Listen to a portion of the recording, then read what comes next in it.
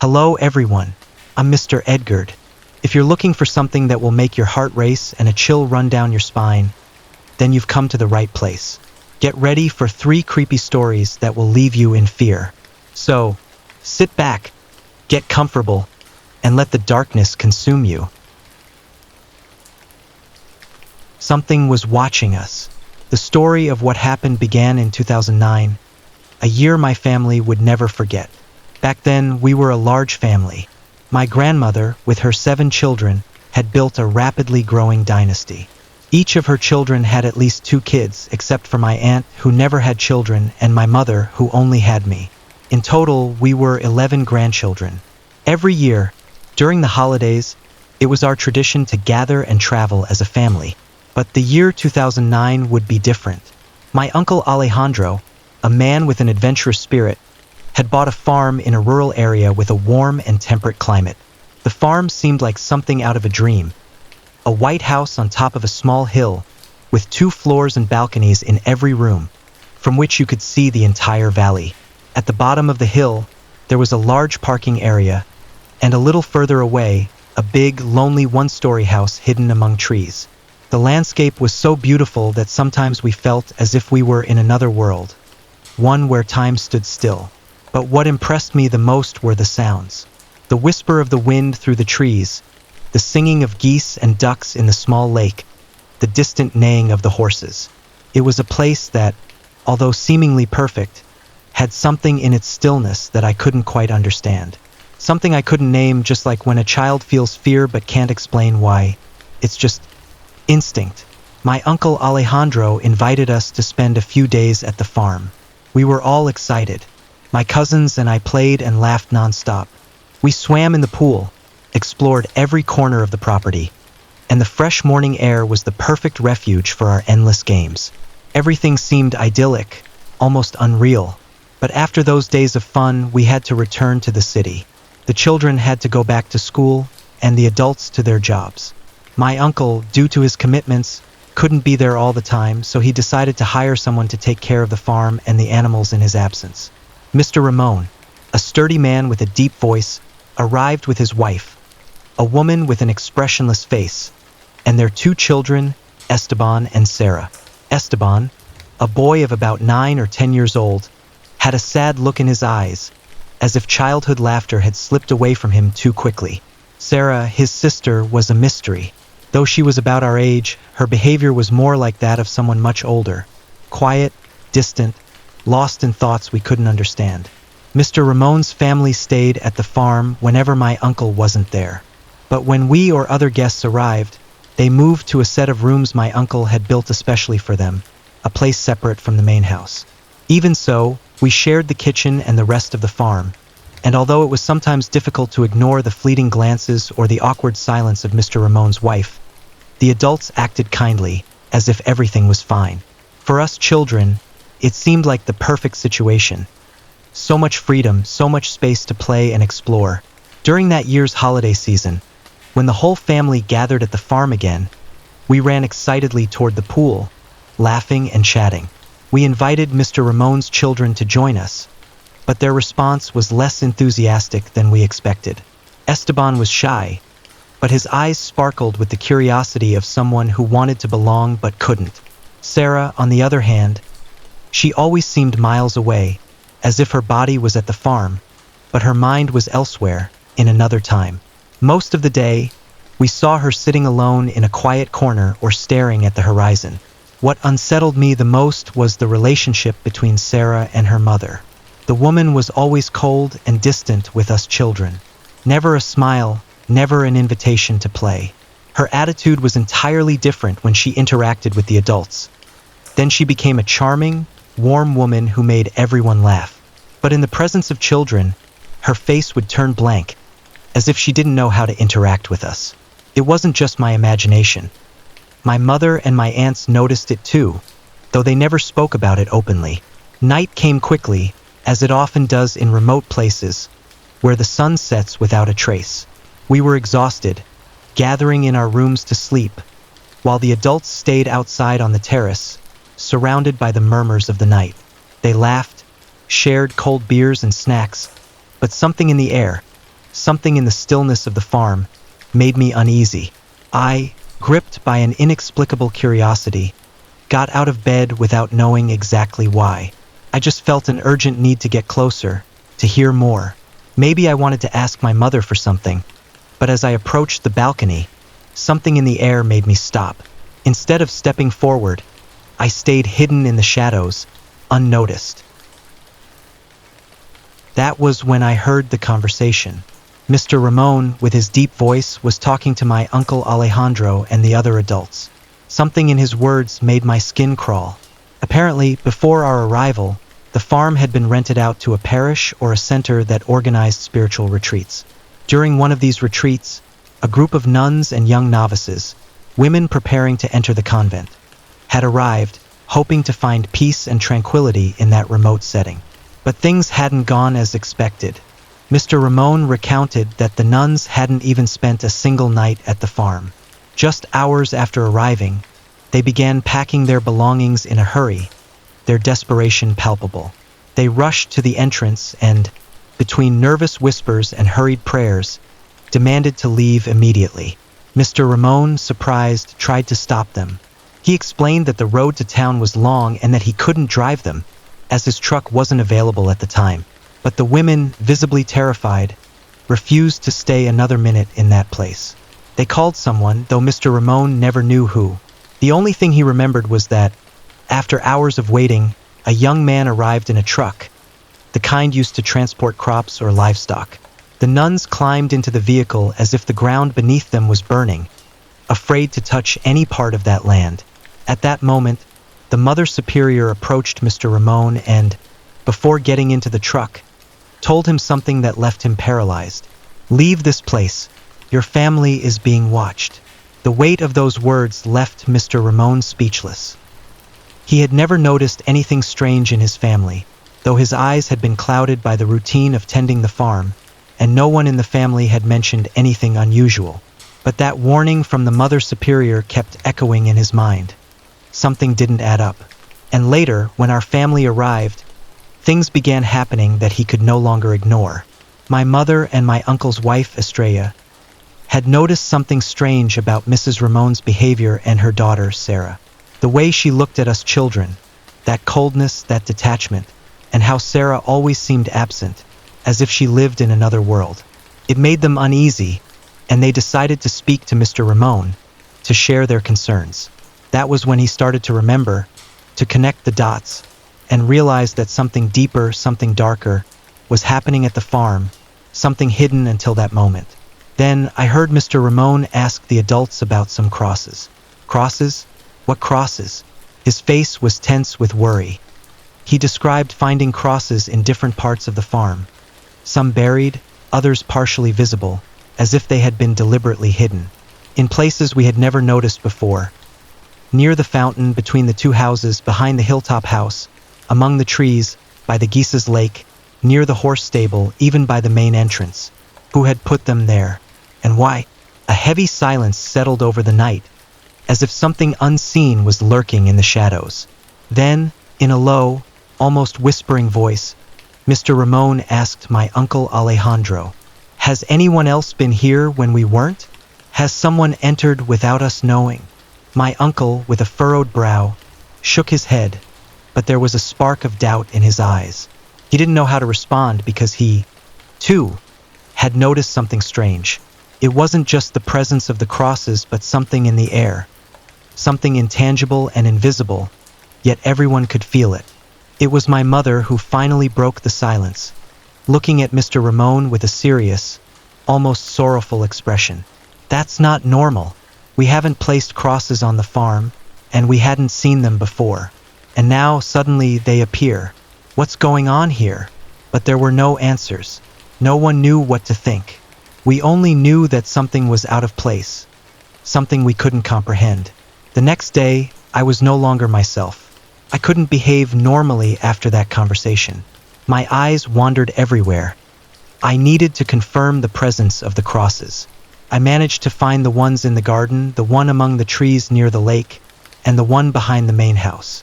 They were very rudimentary crosses, made of branches with a very dark hue, almost ebony, tied together with twine or some type of rope. I couldn't bring myself to approach them. Something told me I shouldn't touch them, but at least now I knew they were real. That same night, the air was thick and heavy, as if the darkness itself were breathing over us. Outside, the adults continued searching with their flashlights for something no one could see. Whispers and uneasy glances as they tried to decipher the source of a noise that had broken the night's silence on the farm. I watched from the half-open door, my heart pounding in my chest. That's when I saw her. Sarah. She passed in front of us without making a sound, as if floating in the shadows.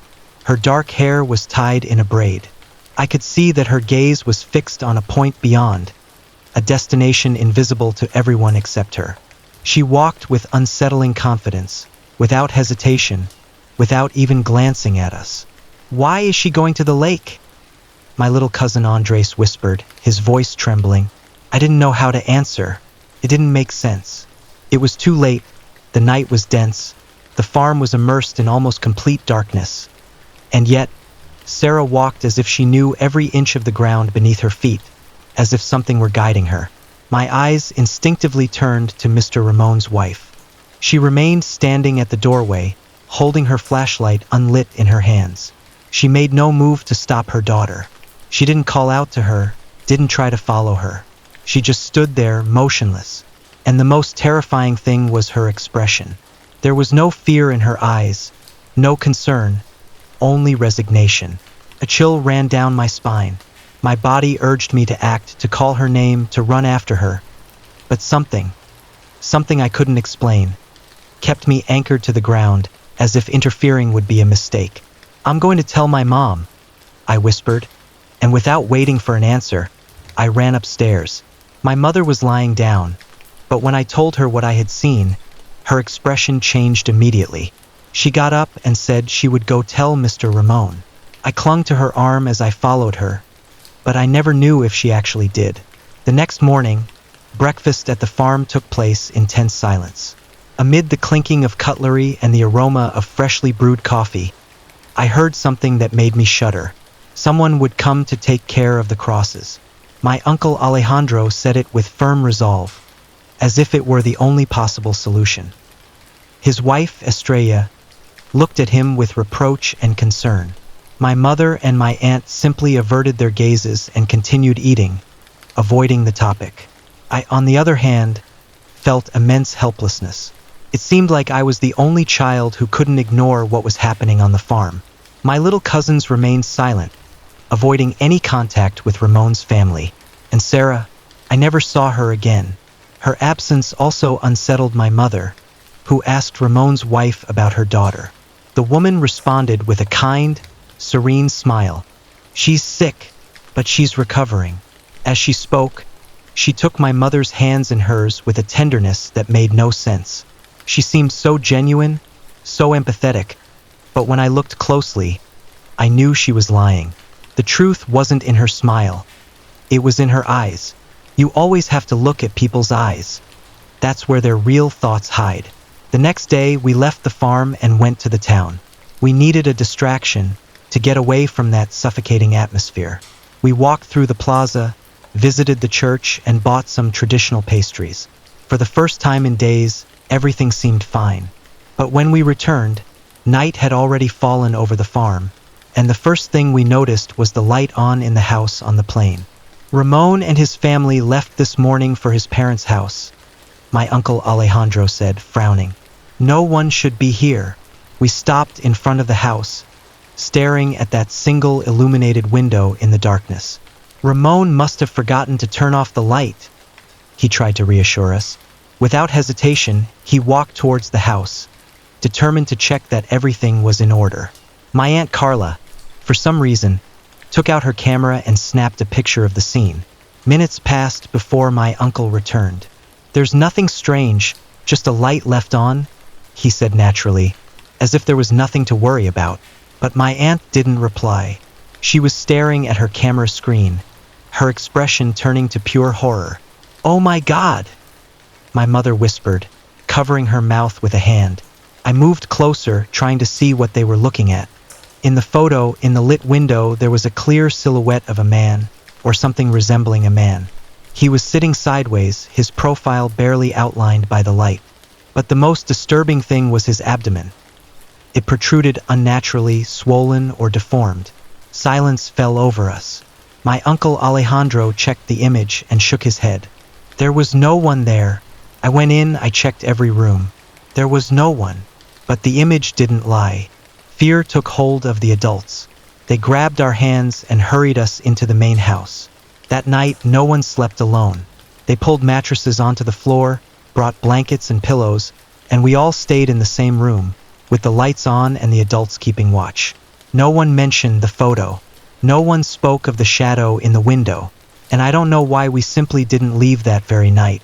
By morning, the decision had been made. They woke us before dawn. Everything was packed and ready. We had a quick breakfast, and without looking back, we left the farm. The journey back to the city was long and silent.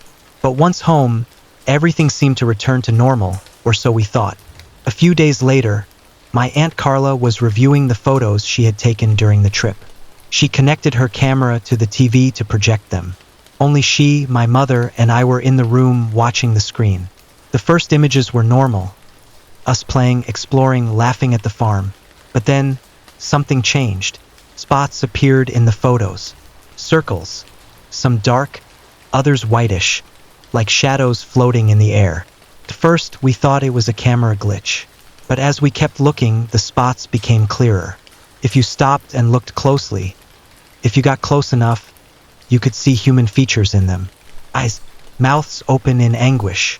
Figures that hadn't been there when the photos were taken. My Aunt Carla turned off the screen immediately. A year later, my uncle put the farm up for sale. It wasn't easy to sell. More than a year passed before someone showed interest. And during that time, more things happened.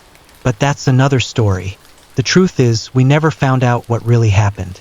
What were those crosses? What was that figure in the window? And what were those dark and white spheres? Don't make your mother angry, my grandma's last words. During the 2007s, our family of four, me, my little brother, mom, and dad moved to a new house. It was not the best phase of our lives at that time. We had to sell our first house and had to move to a cheaper area. The new house that my father had rented was owned by that town's very well-known ex-attorney, who was also my grandfather's friend from college. No wonder he rented us the house for such cheaper price. The attorney had 3 children, the eldest daughter who was married with 2 kids, a son who was a medical student, and the youngest daughter who sadly passed away from a fire accident a few years back. The first 2 siblings stay out of the town. My dad was an alcoholic, abusive to my mom, and emotionally absent. My mother was emotionally unstable, bipolar, had serious anger issues, and often suffered from severe depression because of my dad and his unfaithful behavior. During that time, my grandma, father's mom, got sick with lung cancer and started staying with us. Needless to say that the environment at our home became very gloomy and depressing. She and I took the 2 rooms downstairs. Upstairs had one more room where my mom and dad stayed with my little brother. Few weeks later, I discovered something very shocking about the house from school rumors. My classmates would tell me that the youngest daughter of that attorney had committed suicide by setting herself on fire and that it was not an accident. At first, I didn't believe them, but everyone I had asked, starting from my older cousins to my aunt, they all said the same thing but warned me to never speak about it in front of the owners because that's how they wanted to keep it. The most disturbing thing was when I found out that my room was her room and she killed herself in my room. My child brain was very disturbed by the knowledge. But it was apparently very amusing to my classmates, and they kept asking me if I felt anything paranormal inside the house. But it never felt haunted ever. Not until 6 months. Odd things started to happen. My room was next to the kitchen, separated by a wooden door which had a crack and light could pass through it. One night, I woke up to a sound of someone chewing in the kitchen, but fell asleep again in a minute or two thinking someone might be having a midnight snack. The next morning before breakfast, my mom started to complain that the eggs were missing. This happened a couple of times, that food items such as eggs, 3 fishes from the curry, pieces of fried chicken started going missing. I heard my mom complaining to my aunt on the phone that my grandma was going crazy, and she is eating up all the food at night because she was on a diet restriction during the day. I confronted my grandma, but she always changed the topic. I disliked the fact that she is stressing out my mom, knowing she is already suffering emotionally because her abusive son. Moreover, since her cancer treatment started to become more expensive, my father had to cut off my little brother's baby formulas and bought the cheap ones which my brother hated, and also stopped my mother's medications. One night, I decided to stay awake to catch her red-handed. I tried my best to not fall asleep, but unfortunately I did around 1:30 a.m. I frantically woke up half an hour later and remembered what I had planned. But tonight, I didn't hear anything from the kitchen. In fact, I have not heard the chewing sound except once. Maybe she became a little too cautious of getting caught now. I tried to peek outside from the crack of my bedroom door, although I could barely see anything because everything was dark until the light from the open fridge made it clear. Someone had opened the fridge. My grandmother had very short hair and almost balding from all the chemotherapy she has been taking. But the thing I saw was full of hair in its head. The fridge was wide open, and a woman with frizzy and open hair, seemingly naked, was sitting like a frog in front of the fridge and staring still at it. I couldn't see the face because it was back facing my door. I froze for a minute and felt like my heart was gonna stop. I somehow mastered the courage to go back to my bed because there was no way of getting out of the room, as I had to pass through the kitchen. I don't know for how long I sat still on my bed. After a while, I started hearing the birds chirping outside and the sun was rising.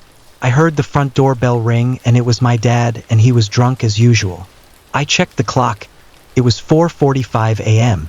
I went to school that morning, and the first thing I did was I told my classmates that I finally saw it. Their eyes and mouth were wide open, and I could see goosebumps on their hands. I enjoyed the attention at school at that day, but I didn't have the courage to tell this to my dying grandma and overworked, depressed mom. A month had passed, and I hadn't experienced anything except weird sounds of someone hopping on the floor, loud breathing from unknown source, but those used to last hardly few minutes. I started getting used to it and almost forgot about it as I was getting quite busy with school work and activities. My grandma was getting sicker, but my mother couldn't stand her. TBH, she hated my dad's side of the family.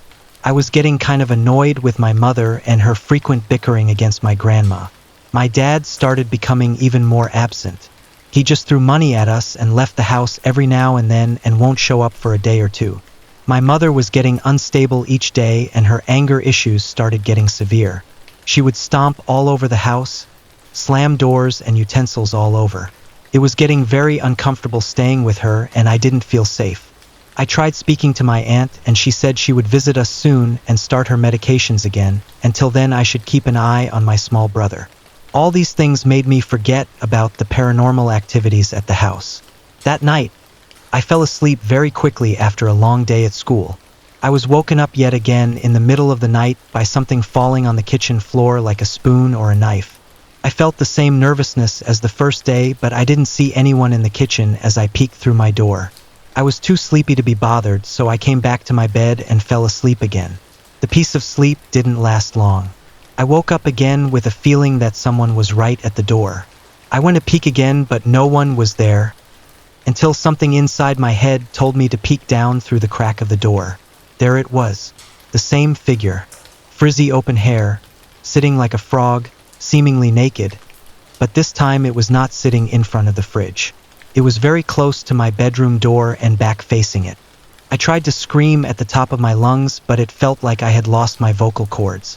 The scream finally came out after a few seconds. My grandma came running to the door asking me what happened. I could see that she could barely walk now, and she was all skin and bones like she is up from death. I explained her everything. She stared at me quite oddly. My mom came running from upstairs, and I told her everything too. She offered me to sleep with her that night and said I was probably having a sleep paralysis and that it happens to us sometimes when the body is tired. I understood she inclined towards my long day at school, which made sense. After that incident, I again did not see or experience anything terrifying for many days, and my grandma passed away within the next 2 weeks. What unsettles me to this date, when I was giving her company before her last day at the hospital, she didn't speak to me at all, so I decided to go back home and take some rest. Grandma, I am going home for few hours. I will be back in the evening. Don't worry, I whispered at her ears. It was her, she whispered back in her dying voice. Huh? I asked, totally clueless. Don't make your mother angry. My grandmother's last words. I inherited my parents' house. I didn't know it came with a deadly collection. My family has always had a knack for collections. My mother hoarded porcelain cats, each one numbered and named. Their tiny painted faces lined up in neat rows on shelves that ran the length of the living room. My father curated shelves of vintage cameras, each meticulously labeled with its make and year. He spent hours in his darkroom, polishing lenses with obsessive care, murmuring to himself like a priest before an altar. My older sister cataloged every movie ticket she ever bought, arranged chronologically and cross-referenced by director.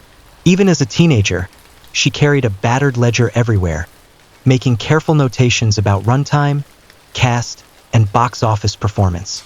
Me? I never had a collection. I hated how those obsessions seemed to define them, even trap them.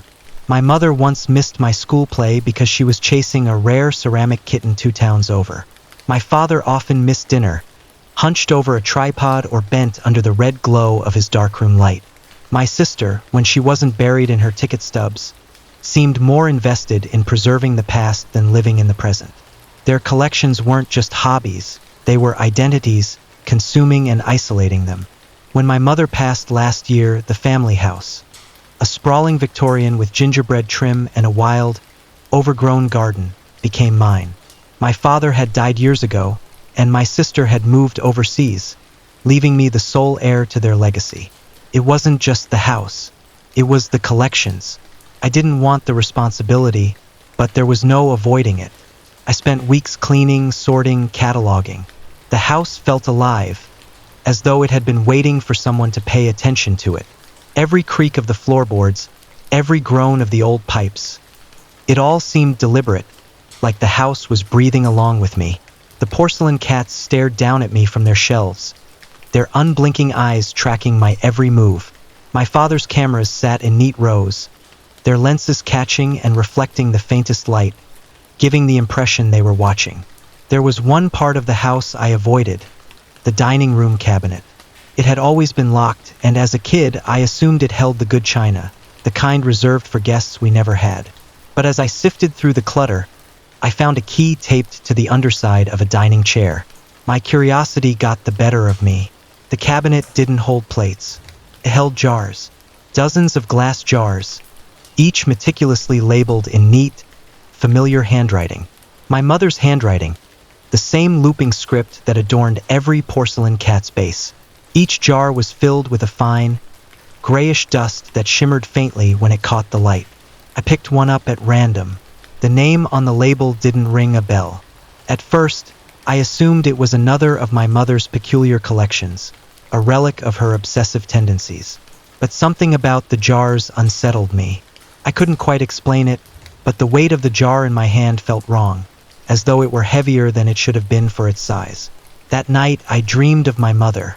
She stood in the dining room, her back to me, her hands busy arranging jars on the table. When I called her name, she turned, but her face was blurred, as though smudged with an eraser. She pointed to the cabinet, and when I woke, the image of her outstretched hand lingered in my mind like a stain. The next morning, there was a jar on the dining table that hadn't been there the night before. I was sure I had locked the cabinet. I double-checked it, inspected the jars, counted them. Nothing seemed out of place. I told myself I must have missed it during my inventory, but the same thing happened the next night and then a week later. Each of those mornings a new jar appeared on the table, each labeled with a name I didn't recognize. I couldn't shake the feeling that the jars were important. They felt alive in some way, humming faintly in the back of my mind whenever I was near them. Their presence was heavy, oppressive, as though the air around them had thickened. The breaking point came when I started cross-referencing the names with local history. Each name belonged to someone who had gone missing in the area over the past 40 years. My family wasn't just collecting objects. They were collecting people. That night, I decided to confront whatever or whoever was responsible. I set up a chair in the corner of the dining room, armed with nothing but a flashlight and my growing paranoia. The house seemed to hold its breath as the hours crawled by.